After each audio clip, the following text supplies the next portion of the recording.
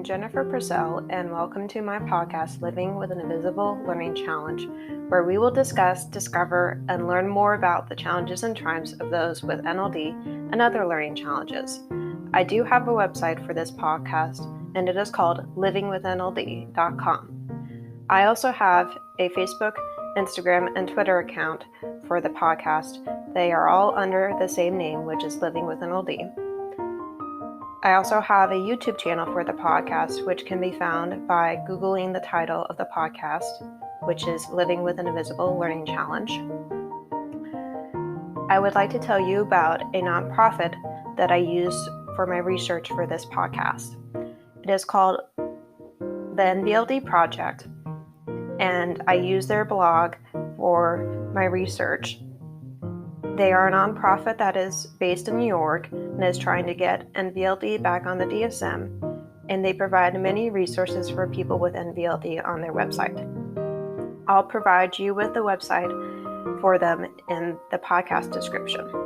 All proceeds from the ads on this podcast will be donated towards the NVLD project. Please feel free to explore the other topics on the podcast, and hopefully you will learn something new from them. I hope you enjoy today's episodes.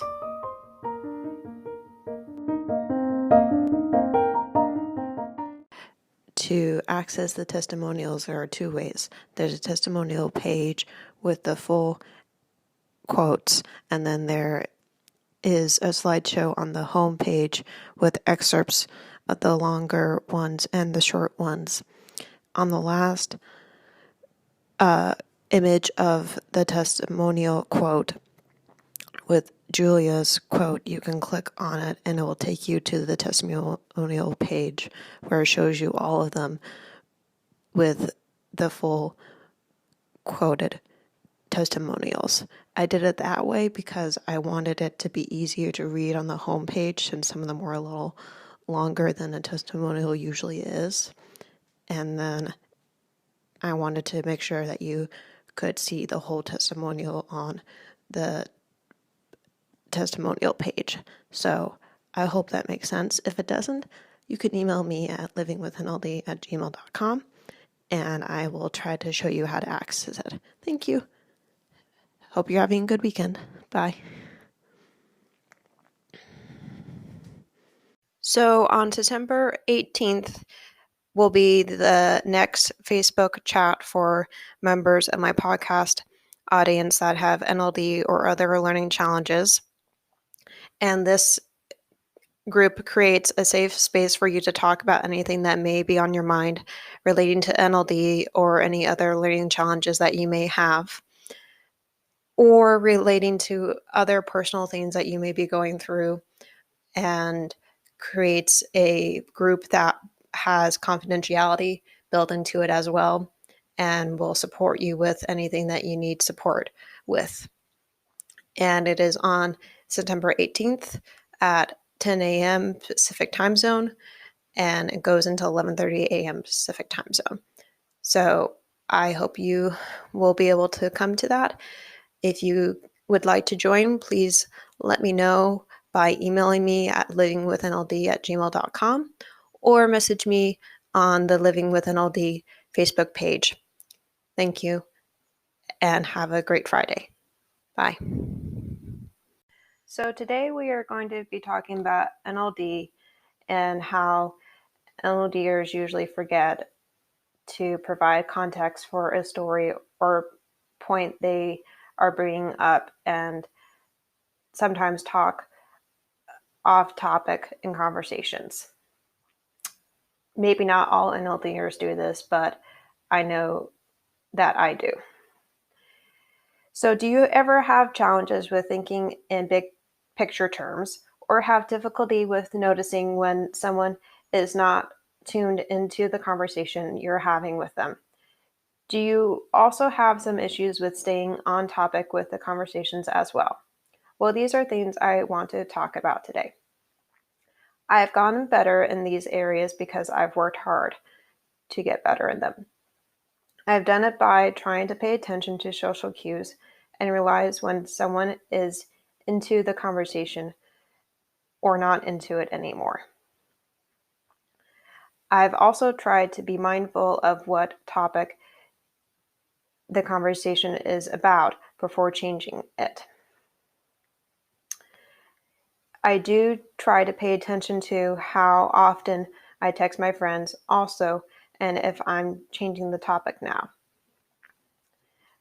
That's something I did recently with my friends, and I'm glad I did it because I realized that I was texting them too much and that I was probably overwhelming them and that I was jumping around with topics too much.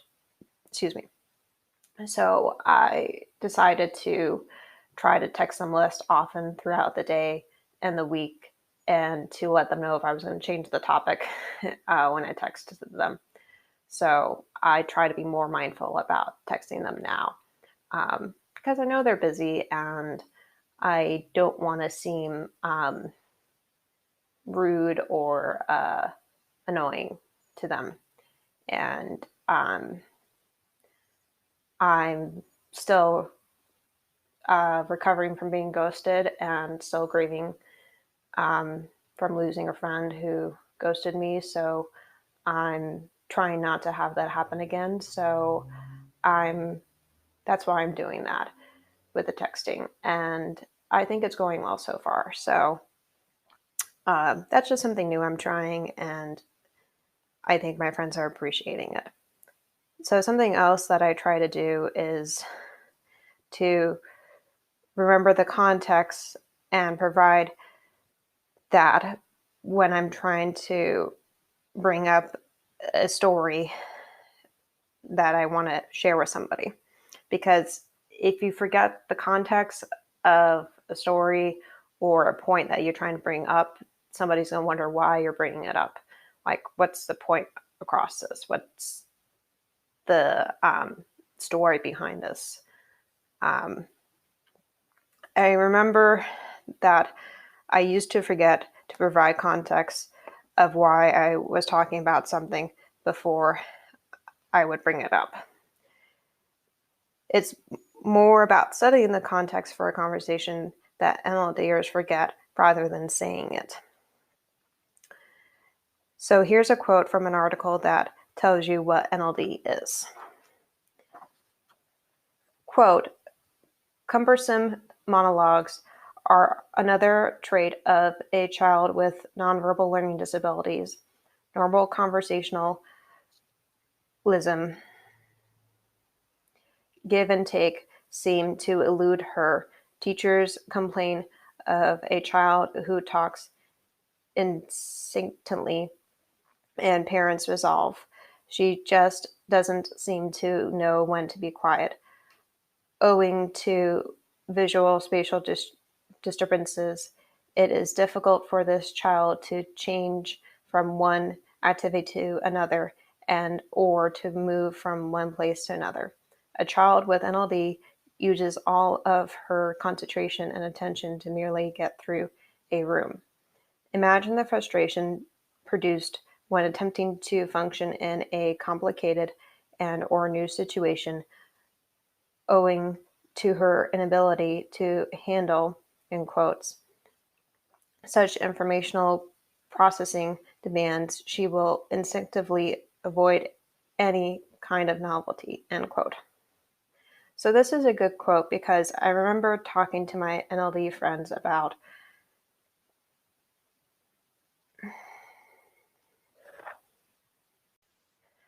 So I was saying that the quote was good because I remember talking to my NLD friends about novelties and realizing and cumbersome monologues and realizing that I do them too much and or that I do them occasionally and that I don't think I do them as much as I used to because I am getting better at social cues and realizing when it's better to stop talking about what you were talking about because you're you probably are losing the interest of that person and you're just talking to yourself. That's why it's a monologue. So tongue-tied, sorry. NVLDers monologue because we don't know how to talk back and forth with someone. And sometimes they don't talk back and forth with us either, which doesn't help. By they, I mean the person we're talking to. And, just briefly talking about monologues for a second, because I've been, in experience with them before and realizing, oh, I'm monologuing and I should stop monologuing. And just realizing, okay, I'm going on and on and on. And usually what I try to do to notice that is, how long have I been talking without my friend or who I'm talking to saying something? And if that's been, let's say, longer than 5 minutes, probably too long. So then I say, okay, I'm done talking. You can talk. That's usually what I say. I know that's kind of literal, but that's usually what I say, and they know I have NLD, so I don't mind saying it that way. Or maybe if they don't know you have NLD, you just say, hey, I want to hear about you now. Or, hey, how was your day? I've talked a lot. Your turn. Something like that. Make it sound more conversational, not so abrupt and awkward, maybe. So another article that talks about details versus the big picture is from the NLD project, and it is titled Recognizing and Helping NLD Kids in the Classroom by Susan McCary, who has a master's in education, and this was written in November of 2019. Susan is on the quote board certified educational therapist, and she is a board certified educational therapist who, together with Dr. Annalisa, I think I said that correctly, Perfecto, has started practice for adults with learning disabilities called Ed Therapy NYC. That's probably in New York City. This practice addresses dyslexia, NBLD, ADHD, and executive function deficits in adults who are in college, graduate school, and the workforce. Susan has practiced educational therapy with children, teens, and adults for 27 years and has written for The Educational Therapist and an online journal of the Associates of Educational Therapists, and has served on the board of directors for the organization.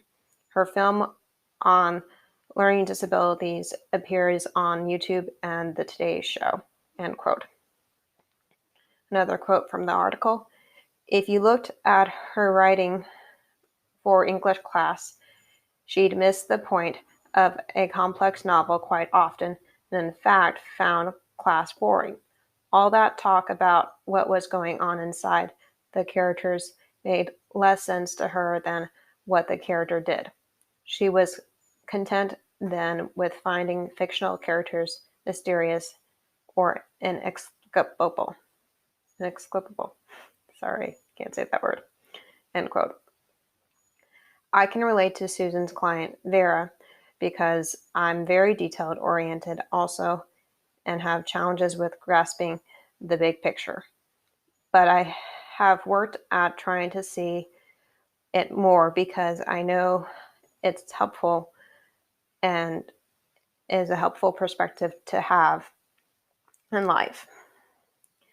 I know this is true because I see my neurotypical family members and friends demonstrate it often. One thing I've done to see the big picture more is to try to manage my money better. By managing your money better, you can see how useful it is in other areas and how important it is to save money so you can use it to be able to use it in other areas. Seeing something from someone else's perspective is also a good way to try to be able to put yourselves in their shoes. This also helps because then you may wind up learning more about yourself than you had before, or something you never knew about yourself. I learned more about myself by researching other people's perspective for this podcast. For instance, I learned more about my friend NLD and how it affects me. I didn't realize that I wasn't the only one who had challenges. Sorry, I'm trying to say that I realized that I'm not the only one who has challenges with migraines, bad reflexes, or social cues. This made me feel not as alone and more included. It also helped me relate more with my potential audience because I realized that they may be in a similar situation as I am in. So basically, there are more people out there who have the challenges that I have. And I didn't know that before this podcast because I didn't do really that much research on NLD and the challenges that people have with it. But I've done way more research since I've been doing this podcast for over a year now and been able to learn more about myself and NLD and how it is to have a life with it. One thing that I realized that I hadn't grown out of was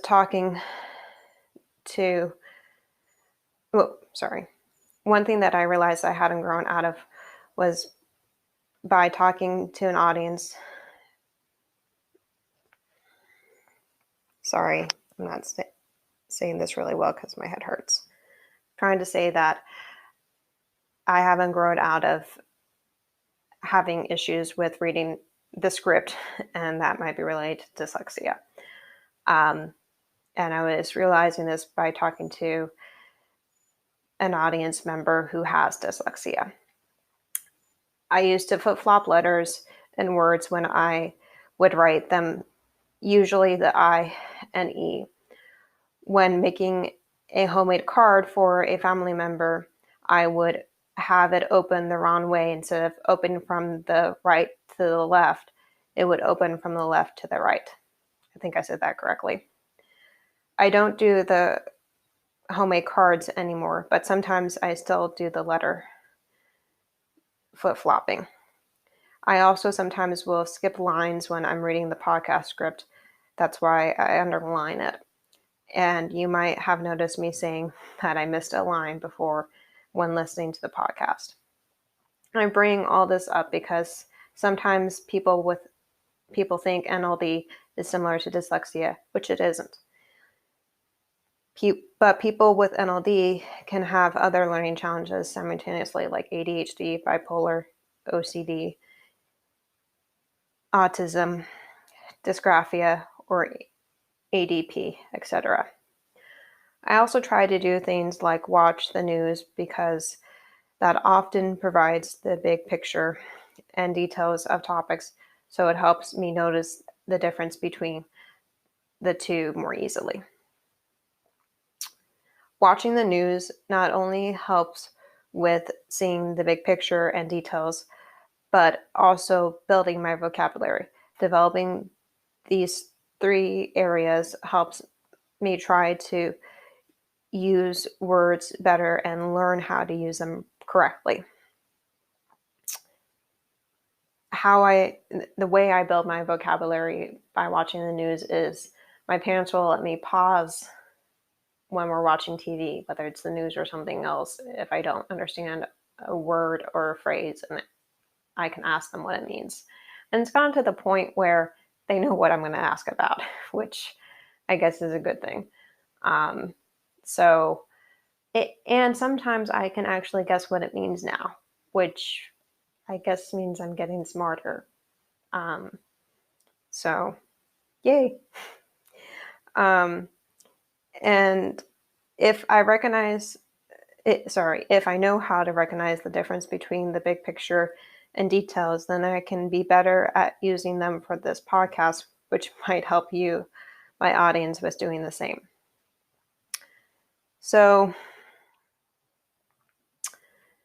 as I wrap up, I hope that you are able to, find something in here that you can relate to, even if you don't have NLD. But if you know somebody who has NLD, I'm sure you're saying, oh, my daughter or my son or my grandson or my granddaughter or my niece or my nephew or whatever relationship you have to that person has issues with this area. And I think I know how to help them better now. And I hope that I provided some clarification for you with helping them with the challenge of staying on topic, thinking in big picture terms, and trying to remember to introduce context to conversations. And know that there are still individuals out there with NLD and other learning challenges that still struggle with those areas. And I would like to hear from my audience on how you struggle in those areas of staying on topic, thinking in big picture terms, and trying to remember to introduce the context to conversations. Please comment on this episode by going to my website for the podcast, which is called Living with NLD, or YouTube, which is called by the podcast title, which is Living with an Invisible Learning Challenge. You can also email me at livingwithnld@gmail.com with the answer. And I hope you learned something new today, and I will talk to you next Friday. Bye.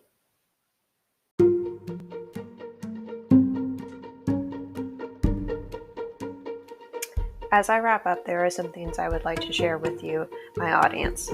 Please know that just because I have a podcast doesn't mean that I'm perfect in every way and don't make mistakes. I make them every day and try to learn from them. I hope that this podcast helps you feel included, not alone, inspired, safe, and encouraged to make your life a little easier for you every day or chance you have the opportunity to. I would like to hear from you, especially if you have topics that you would like to know more about relating to NLD. I know I'm not an expert, but I do know I have the living experience of having it. Also, please email me if you would want to be interviewed on this podcast or if you need support with something related to NLD. I'm always happy to help in any way I can.